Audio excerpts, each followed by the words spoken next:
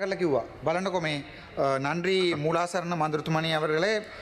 ஏனென்றால் இன்றைய தினம் இந்த பாராளுமன்றத்திலே பொதுமக்களுடைய முறைப்பாடு தொடர்பாக சபையினுடைய இந்த நடவடிக்கைகள் தொடர்பாக நடக்கின்ற இந்த விவாதத்திலே இன்றைய தினம் நான் முக்கியமான ஒரு விடயம் ஒன்றை சொல்லணும்.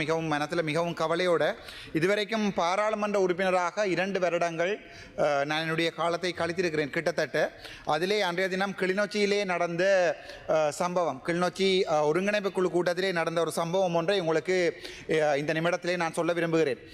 இந்த கிளிநொச்சி மாவட்டம் இலங்கையிலேயே மிகவும் படுமோசமாக பாதிக்கப்பட்ட எங்களுடைய 22 பார்களை கொண்டு வந்த பெருமையை கொண்ட பாஸ்ரி எங்களுடைய மதிப்புக்குரிய பாராளுமன்ற உறுப்பினர் ஸ்ரீதரன் அவர்களுடைய மாவட்டம் என்றதிலையும், இலங்கையிலே அதிகுறைந்த வருமானம் கூடிய மாவட்டம், வருமானம் இல்லாத மாவட்டம், அதிகுறைந்த வருமானம் உள்ள மாவட்டம் என்பதையும், அதே நேரத்தில் தமிழீழ விடுதலை புலிகளுடைய இதயமாக இருந்த ஒரு தேசம் என்பதையும் கிளிநொச்சி மக்களையும் நான் இன்றைக்கு நினைவுபடுத்த விரும்புகிறேன்.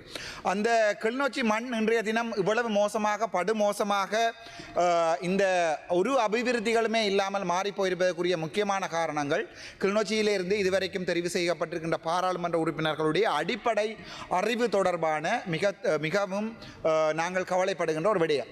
அதற்குரிய மிகப்பெரிய நல்ல உதாரணமாக அண்மைய தினத்தில் எங்களுடைய கிளிநொச்சி ஒருங்கிணைப்பு குழு கூட்டத்தில் ஊழல்வாதிகளால் திட்டமிட்ட ரீதியில் 31 ஊழல்வாதிகள் முதல் நாள் பாராளுமன்ற உறுப்பினர் ஸ்ரீதரன் அவர்களுடன் சந்திப்பை ஏற்படுத்தப்பட்டு அவர்கள் திட்டமிடப்பட்டு ஜிஏ முரளிதரன் அவர்கள் தெளிவாக அவர்களுக்கு 2 ஒவ்வொரு கமக்கார அமைப்புகளுக்கும் 2 பேருக்கு அனுமதி கொடுக்கப்பட்டு திட்டமிடப்பட்டு அமர்த்தப்பட்டு, இவர்களுக்கு தெரியும் அன்றைய தினம் நான் 7 ஃபைல்களை கொண்டிருக்கிறேன் என்று. அதில் முக்கியமாக எங்களுடைய முத்து சிவமோகன் என்று சொல்லப்படுகிறவர் கிளிநொச்சியினுடைய கமக்கார அமைப்பினுடைய பதிவு செய்யப்படாத அமைப்பினுடைய தலைவர், அவருடைய ஊழல்கள், அவருடைய வீட்டுக்கு போடப்பட்ட பாலம், அதே நேரத்தில் அந்த வேளமாயுதல் என்று சொல்லப்படுகின்ற கிளிநொச்சி பிரதேச தவிசாளர் கரச்சி நினைக்கிறேன், அவருடைய அண்ணனுக்கு கொடுக்கப்பட்ட 170 தேங்காய்கள், தென்னங்கண்டுகள், அதே நேரத்தில் அதுக்கு செலவழிக்கப்பட்ட மொத்தம் 600 மில்லியன் பணம், அதே நேரத்தில் எங்களுடைய தம்பி இளங்குமரன் போய் அதில் கடலை நட்ட அந்த வீடியோக்கள், இது தொடர்பாக தாராளமான ஆதாரங்களோடு தான் நான் அன்றைய தினம் வந்திருந்தேன்.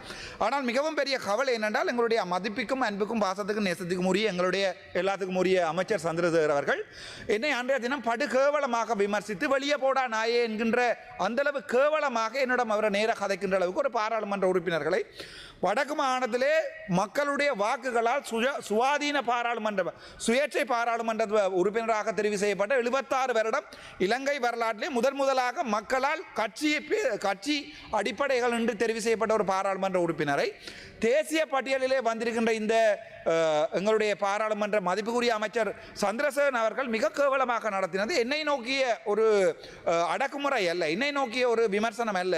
நான் அன்றைக்கு மிகவும் சுவாதீனமாக அன்றைக்கு உட்கார்ந்திருந்தேன். நான் யாரையுமே அடிக்கவில்லை, யாரையுமே பேசவில்லை. என்னுடைய கைகளை பிடித்து இழுத்து, அதாவது ஒரு பாராளுமன்ற உறுப்பினரை வெளியேற்ற சொல்லி அவர் போலீசாரை சொல்லுகின்ற போது போலீசார்கள் சொல்லுகிறார்கள் அப்படி வெளியேற்ற முடியாது என்று. அந்த நிலைமைக்கு தான் இந்த அரசாங்கம் போயிருக்கிறது.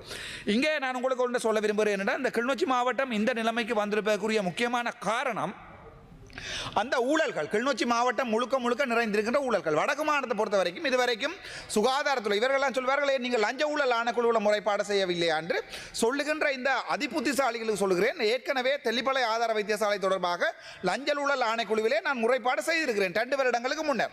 அதே நேரத்தில் சாவச்சேரி ஆதார வைத்தியசாலைகள் தொடர்பாக 17 மில்லியன் தொடர்பாக நான் ஏற்கனவே அந்த பிரச்சனை இருக்கிற காலத்திலேயே லஞ்ச ஊழல் ஆணைக்குழுவிலே முறைப்பாடு செய்திருக்கிறேன். இந்த 2 வருடங்களாக இந்த விசாரணை நடக்கவில்லை. ஆகவே என்னை பொறுத்த வரைக்கும் இவை பொதுமக்களுக்கு வழங்கப்படுத்தப்பட வேண்டும் என்பதற்குரிய முக்கியமான நோக்கம் தான் இந்த டிசிசி மீட்டிங்களுக்கு நான் வருவது. அதைவிட முக்கியமாக நீங்கள் ஒன்றை பார்க்க வேண்டும். வடக்கு மாநிலத்தை பொறுத்த வரைக்கும் இந்த வைத்தியர் கேதீஸ்வரன் அவர்களால் இதுவரைக்குமே செய்யப்பட்ட மிகப்பெரிய ஊழல்களில் இருப்பது தான் இந்த கிருஷ்ணபுரம் COVID-19 சென்டர் கட்டினக்குரிய ஊழல். அதே நேரத்தில் பார்த்தீங்கன்னு சொன்னால் மருதங்கணி கோவிட் சென்டர் கட்டப்பட்ட ஊழல். இந்த 2 ஊழல் விசாரிக்கப்பட்டு வடக்கு மாநிலத்தின் சுகாதார சுகாதாரத்துறையினுடைய இன்டர்னல் ஆடிட்டால அவர்கள் செய்யப்பட்ட ஆடிட் ரிப்போர்ட் என்னிடம் இருக்கிறது. அந்த ஆடிட் ரிப்போர்ட்டில் இவர் குற்றவாளியாக காணப்பட்டிருக்கிறார். ஆனால் முதல் இருந்த வடக்குமான ஆளுநர் ஒருபோதுமே அவர்களுக்கு நடவடிக்கை எடுக்கவில்லை. ஒரு கடிதம் போடப்பட்டு மறைக்கப்பட்டிருக்கிறது இந்த ஊழல் சம்பந்தமான இன்கொயரி ரிப்போர்ட்டை மூடவும். அது நான் பருத்தித்துறை நீதிமன்றத்திலே இதே வைத்தியர் எனக்கு எதிராக போடப்பட்ட வழக்கிலே நான் அதை ஆதாரமாக கொடுக்கிறது தயாராக இருக்கிறேன். இதே தான் தெல்லிப்பளை ஆதார வைத்தியசாலையிலே மில்லியன் கணக்கான காசுகள் 2013ஆம் ஆண்டு தொடக்கம் 2023 வரைக்கும் சேர்க்கப்பட்டதுக்குரிய ஆதாரங்களை எங்களுடைய மதிப்புக்குரிய நீதிபதி நச்மி அவர்களுக்கு நான் சமர்ப்பித்திருந்தேன். ஒரு ஒரு ஒரு ஒரு சமூகத்திலே ஒரு சமூக ஊடகத்தை பாவித்து ஒரு விழிப்புணர்வை ஏற்படுத்துகின்ற ஒருவனுக்கு ஆன்லைன் சேஃப்டி பில் ஆக்டிலே போடுகின்ற போது தீர்ப்புகள் வழங்கப்படுகின்ற போது அந்த தீர்ப்புகள் சமூகத்திலே உதாரணமாக எடுத்துக்கொள்ளக்கூடாது என்பதை நாங்கள் இவர்களுக்கு சொல்ல விரும்புகிறேன். ஏனென்றால் இங்கே என்ன நடக்குது என்று சொன்னால் அந்த போடப்பட்ட அந்த வழக்கிலே எனக்கு வழங்கப்பட்ட தீர்ப்பு அந்த வீடியோவை ரிமூவ் பண்ண சொல்லுகின்ற தீர்ப்பு மட்டும்தான் வழங்கப்பட்டது. ஆனால் அதன் மூலம் ஒரு சமூகத்தில் இருந்து சமூகத்துக்காக குரல் கொடுக்கிறவன் ஒருவனுடைய குரலை அடக்குகின்ற போது அந்த அடக்குமுறைகள் படு மோசமானதாக இருக்கும். வேற யாருமே இந்த சமூகத்தில் இருந்து அந்த மக்களுக்காக போராட மாட்டார்கள் என்பதையும் நான் உங்களுக்கு இந்த இடத்திலே சொல்லுகிறேன். அதே நேரம் இந்த வேளமாயுதன் என்று சொல்லப்படுவருடைய அண்ணன் உச்சமாளிதனுக்கு கொடுக்கப்பட்ட அந்த அதாவது புகர என்று சொல்வார்கள், அதாவது பசலைகள் தொடர்பான மிகப்பெரிய ஊழல்கள் அங்கே இருக்கிறது. அதை விட ஒரு 6 மேப் பண்ணி எங்களுடைய முரளிதரன் அவர்கள் அந்த ஆற்றிலே இந்த தித்வா புயல் நேரம் இது நடந்த என்று சொல்லி இருக்கிறார்கள் என்று சொல்லி காசு கொடுத்துருக்காங்க ஊழல் தொடர்பான இதுகள் எனக்கு இருக்கிறது. வினாடி නමයතිපා පොට බලන්න. හැබැයි මම තව මේක කරුණාකරලා මේක සිංහලෙන් කියන්න ඕන මට. එදා මට අවිල්ලා අපේ ඇමති කෙනෙක් මේ රාමලිංගන් චන්ද්‍රසේකර මන්ත්‍රී ඇමතිතුමා මගෙන් අවිල්ලා DCC මීටින් එකේ මම මිනිසුන්ගේ ප්‍රශ්න ගැන ආපු ප්‍රශ්නයකට මට ප්‍රශ්න අහන්න දෙන්න නැතුව මට පට කුණුවරපින් බැනලා මට එළියට යන්න කියලා බනිනවා කියන්නේ අනුර කුමාර සනායතුමා ඔබතුමාලා තමයි අපිට කිව්වේ මේ රටේ වංජා දූෂණ ගැන ඔබතුමාලා කටයුතු කරනවා කොයි හරි ආකාරයකින් කොයි හරි ෆයිල් එකක් තියෙනවා නම් අරන් එන්න කියලා. අපිත් ඒක විශ්වාස කරලා මං ගවිලා මේ වංජා දූෂණ කොමිටියකින් කම්ප්ලයින්ට් එකක් දැම්මා. ඊට අමතරව මං ගාව 5-6ක් තියෙනවා. ඒවත් මම මේ ජනාධිපතිතුමාට ලියුමක් දැම්මා. ජනාධිපතිතුමා නලින්ද ජයදිස ඇමතිතුමාට ලියුමක් දැම්මා ඒක ගැන විමර්ශන කරන්න කියලා. දැන් අවුරුදු 2ක් ගිහිලා ඒක විමර්ශනයක් කරලා නැහැ. උතුරේ ජෙෆ්නා ටීචින් හොස්පිටල් එකේ මේ කබඩාව බෙහෙත් ගබඩාව පුච්චුවා ඒක ගැන කිසි විමර්ශනයක් අද වෙනකන් ගිහිලා නැහැ. ඒට අමතරව ඒක ගැන මේ ඩිස්ට්‍රික්ට් සම්බන්ධකරණ කමිටුව අපි කතා කරන යනකොට ජනාධිපතිතුමා පොඩ්ඩක් හිතලා බලන්න අපේ වගේ මේ පාර්ලිමේන්ත් මේ මෙම්බර්ස්ලාට කිසි ආරක්ෂාව දෙන්නේ නැතුව ඔබතුමාලාගේ මර කල්ලියෝ අවිල්ලා අපිට ඒ වීඩියෝ බලන්න ඒ වීඩියෝ වල අවිල්ලා අපිට ගහනවා. ඒ වීඩියෝ තියෙනවා ඒක.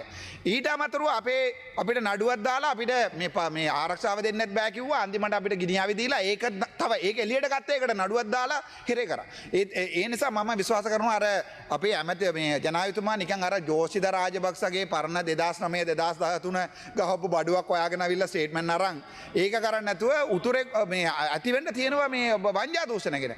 අපි ඒක පෙන්නලා දෙනවා. ඒ අන්තිමට වෙන්නේ අපිව ඔබතුමායි කාලය අවසානයි කරු මන්ත්‍රීතුමා ඉවර කරනවා. හැබැයි මම ඕෂලගේරත් කියලා මේ පුත්කලයා ගිහිල්ලා මාව පාර්ලිමේන්තුවේ එළියට දාන්න නඩුවකුත් දාලා තියෙනවා. ඒකෙන් අපේ දෙමළ ජනතාව මේ විශ්වාස කරන්නේ සිංහල ජනතාවට උතුරේ ඉඳන් කවුරු හරි ස්වාධීනම ආවම කැමති නැහැ. ඒ නිසා මේ වගේ දඩුවම් මේ වගේ ඉවත් කරනවා කියලා එම වැරදි මතයක් යනවා.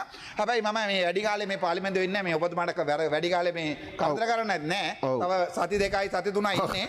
අවසන් කරමු. ඉවර කරනවා. ඒ නිසා කරුණා කරලා හිතලා බලන්න කවදාවත් මේ වගේ වෙනම ස්වාධීනම පොලිටිකල් බෑක්ග්‍රවුන්ඩ් එකක් නැති අවිල්ලා එකම පුත්කලයාව ඕගොල්ලෝ පාර්ලිමේන්තුවේ ඉවත් කරනවා කියන්නේ නඩුවක් දාලා සිංහල ජනතාව පොට්ටක් හිතන්න ඕනේ. කවදාවත් ඕගොල්ලෝට ඇත්ත කියන්නේ හොඳයි අවසන් කරමු කරු මන්ත්‍රීතුමා